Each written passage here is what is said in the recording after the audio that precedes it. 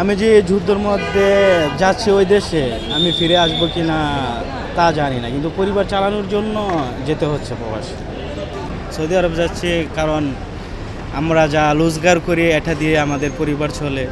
তো আমরা যদি ইনকাম না করি কিভাবে আমাদের পরিবার চলবে, এই কারণে জানি। তারপর জানি যে আমাদের রিস্ক আছে, সৌদি যাইতেছি, হুমকি আছে, তারপর আমরা যাচ্ছি।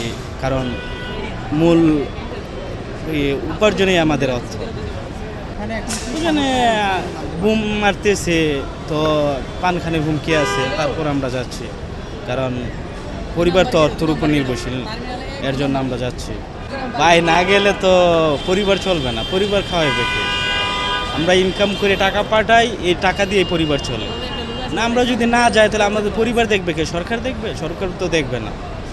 আমরা তো টাকা ইনকাম করে পাঠাইতে হয় পরিবার দেখার জন্য।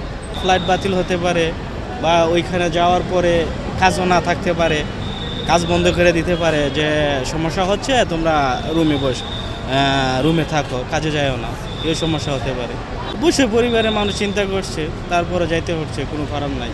মা ফোন দিছে, মা ফোন দেখি যে এই পরিস্থিতির মধ্যে যাইতেছস, ঠিক মতো তাহিস, রুমে তাহিস, এই বলছে আর কি। হ্যাঁ, কান্নাকাটি করছে, অবশ্যই কান্নাকাটি করছে। ক্ষয়ক্ষতি হতে পারে সবচেয়ে বেশি। এমনও আছে দেশে না ফিরে আসতে পারি, ওইখানে মারা যেতে পারি। ভাই একটাই লক্ষ্য, যে টাকা পাঠাইতে হবে, সংসার সুন্দর মতো চলতে হবে। টাকাই যদি না পাঠাইতে পারি, সংসার কীভাবে চলবে?